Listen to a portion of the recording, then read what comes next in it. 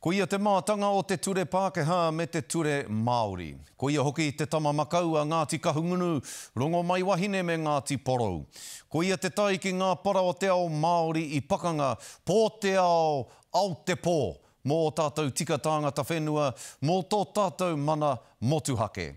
Ko ia te māngai whakapā taritari i te kaikiritanga, i te Pākehātanga, o tira te māngai tū hāpai i ngā tika iwi taketake. Nōna te ringa maro tiritiri i te māraroia Māori, kia tupu ake ai he tohunga, e rite ana ki aia te mohio, ki te whakamahi i te ture Pākehā, hei pāinga mō te Māori. Hei tā te o Kiwa McLean e rere ana ngā mihi i te hunga i poi ara e Moana Jackson, i runga i te mohio nui, no rātou te waimari e nui, kia arahina rātou e ia. He tangata māhaki, he ihu manea, he kōtuku re rangatahi.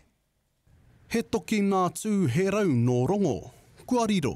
Tēnō Pauri e roto taku ngā kau. Like many of us, we've lost one of our gentlest giants. Te kano atua a moana, kua riro atu ki te pō. Me pahore te tuaraka tika i te nui o ngā kaupapa i kōkiritia ai e Moana Jackson mō te Māori. Whakakake ana i te ture me te wāwāhi i ngā pūnaha kaikiri o tēnei whenua. It's also wrong because it misinterprets our history, where the taking of power, the taking of land from Māori, actually resulted in the privileging of Pākehā. He tangata whakaiti i tipu mai i te wā e tāmate ana te reo meo na tikanga. Ko ia me tana tuakana i ka hawhaka o reo i te motu mō ngā mōtika a te iwi Māori. Ko ia te tauira mō te pakanga me te mau, i te rongo mau me te rangi Māori e i te wā kotae. He kano taonga tauira tēnā mō mātou katoa. Koi te hinengaro, koi te arero. E kea ana te pautama mā tauranga ki Amerika, tū ana ko te ratonga ture Māori. Tai atu ki tana rīpoata he whaipānga hou e hāngai pūtonu ana i e nei rā. He has felt in every system change, constitutional change, but love for our whakapapa and our people. Nāna hoki ngā nawe o te iwi whakatau i te pūnaha ture. Tai atu hoki ki ngā mōtika iwi take ki te UN. Hei manu tūte i te ture, o te hunga Pākehā me te unga Māori roto i Aotearoa.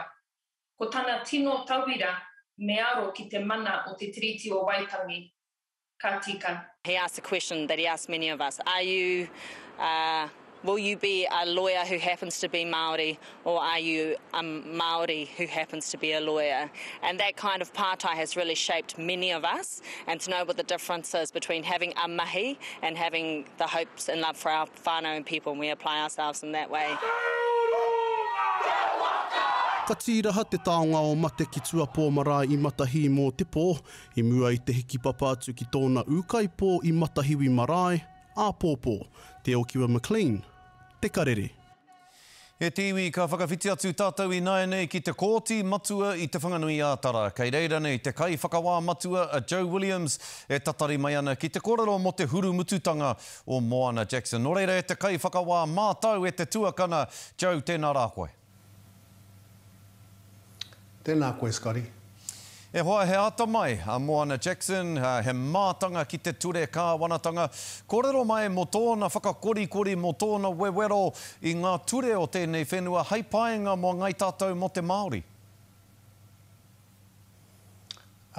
Me pēnei pēr ko tāwera tērā tangata i te atatunu o te whaka oho te pakanga mō ngā tika Māori, mō ngā take Māori, o tōna whakatupuranga, o tira o tō tātou whakatupuranga, ko ia tonu te mea i reira, ko tana hinengaro he taiaha, ko tana arero he mere, engari he mere miri noa nei, i te tangata kia whakae mai taua tangata ki ānai hiai.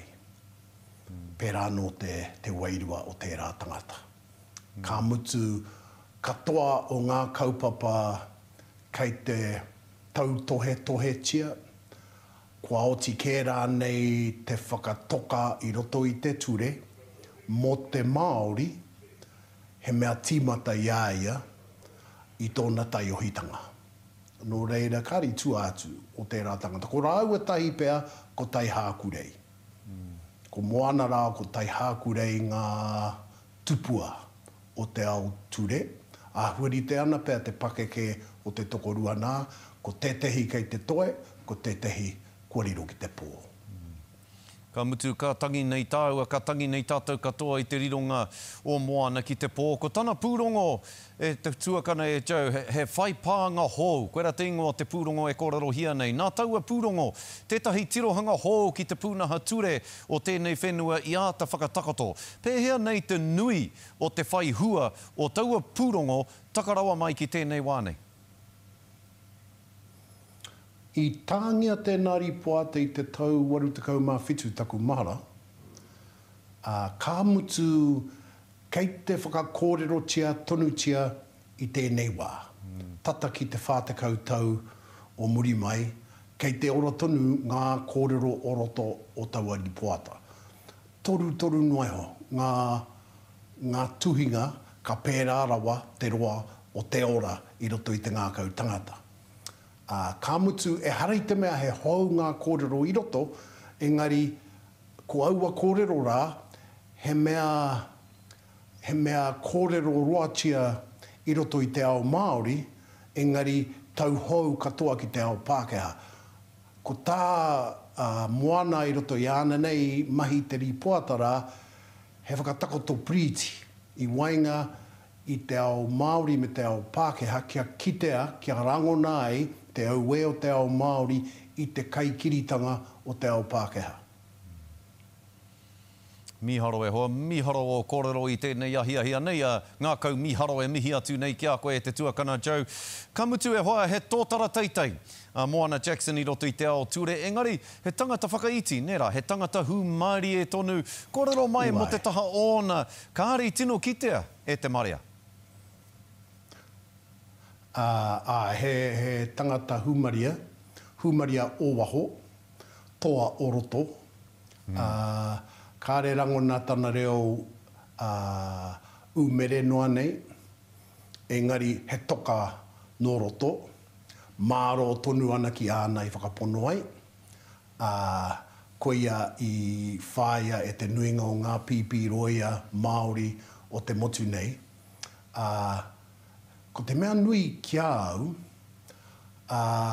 ko tana kaha, tana toa ki te tia ki tamariki. Ana mokopuna, tana whānau, tai atu ki te wā i mahi mahita ia, i ngā haikura o roto o te awakairangi me Wainui o Matai. Toko hia kēnei ngā tamariki nāna i ako ki ana kaupapa te reo Māori te hala nei, me te nuinga o rātau ka ki mai ki te kore a moana i whukako i a rātau, kua kore rātau e puta ora mai i te kura. I te kura tuarua tāku e mea nei.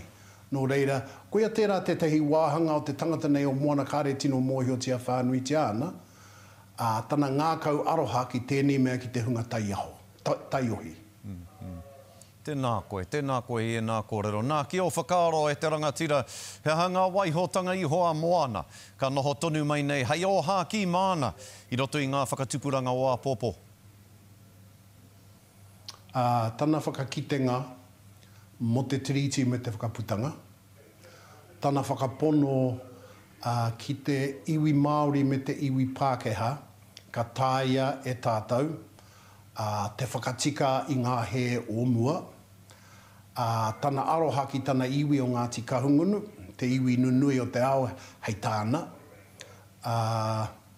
tana tauira mo ngā pipi roia Māori e rea ake ana mo ngā whakatupuranga. Kāriro ko Moana te whetū tāwera mo ngā whakatupuranga kei te pihi ake tonu anu. Pāreka ana te ngākau i e nā kōrero e te rangatira, e te kaiwhakawā mātau o te kōti matu, e mihi nui atu ana mātau o te karare ki a koe, i tō ngākau mahaki, i tō ngākau tūwhera ki tā mātau tono, kia kōrero mātau ki a koe mo tēnei tupua o tātou katoa mo Moana Jackson, tēnei ka riro nei. Nō reira, e te rangatira Joe, nei te mihi o te ngākau ki a koe, tēnā rā koe e hoa. Kia ora. E pai ana skari, hei kona mai. Kia ora. Hoi nora e tiwi, hei ki ngā whakamārama kua tai mai ki a mātou o te karereka noho tonu te tūpāpaku o Moana Jackson ki roto o te waimana mo tēnei pōnei. Hei a pōpō ka whakahokia ki tana marae ara ki a mata hiwi ki roto o here taunga ki reira tangihia ai e tōna iwi.